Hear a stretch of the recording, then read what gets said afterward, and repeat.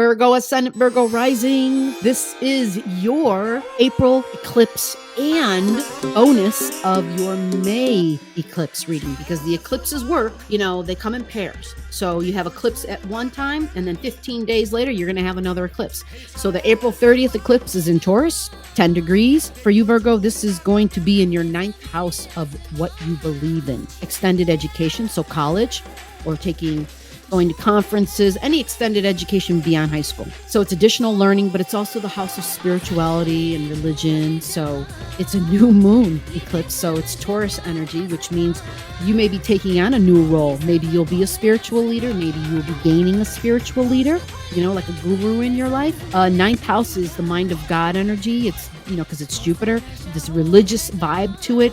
Do you travel to look at cathedrals and go to spiritual places or sacred locations? Because the 9th house is when we get in the plane and we travel. So if you have Taurus energy in your 9th house, which you do, Virgo Ascendant, you'll probably be traveling this year.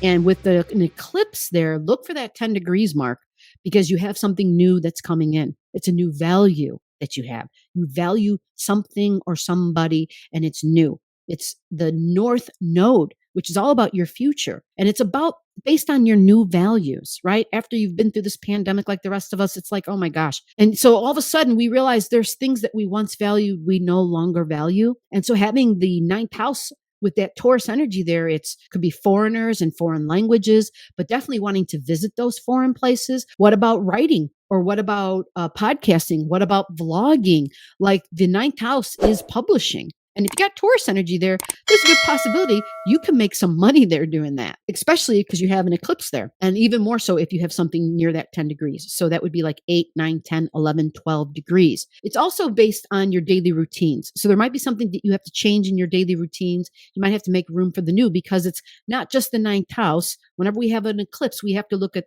what's opposite of the eclipse. And so this is your 3rd house. So you might have to let go of some of the ways that you think.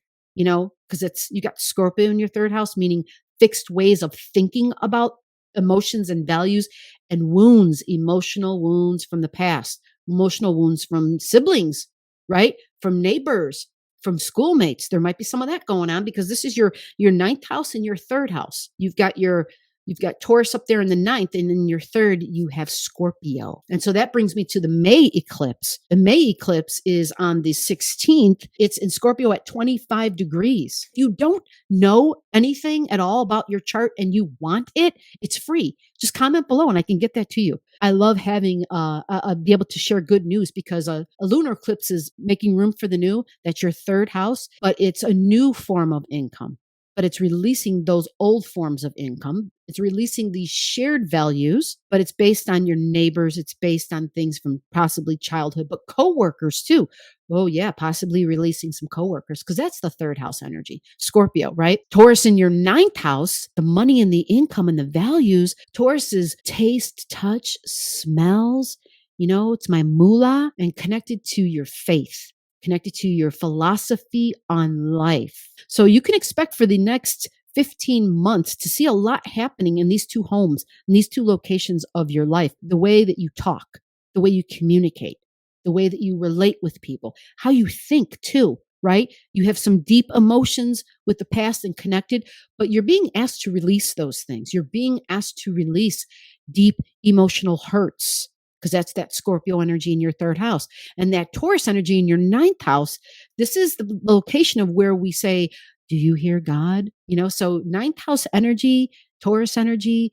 Do you love to hear yourself talk? Have you been accused of being long-winded at times? That's Taurus energy in the 9th house, because it rules the spoken word. So it feels like it's got something to say, and it's powerful, and it's got something to say of quality. And it may overdo it because it's in the placement of the 9th house. Its ruler is Jupiter. Jupiter exaggerates, right? So if you have values, right? Do people that who have a lot of money, are you really easily impressed by them? I think the world of them. Or you may not think the world of them, but you talk about it as though you think the world of them. Or you think about it or you talk about it in a way higher up in your mind. Maybe you put them on the God level. That might not be right to say it like quite like that, but it may sound like that for someone who's listening to what you're saying. They'd be like, damn, what do you worship anyway? Because that's the ninth house. It's worship, it's spirituality.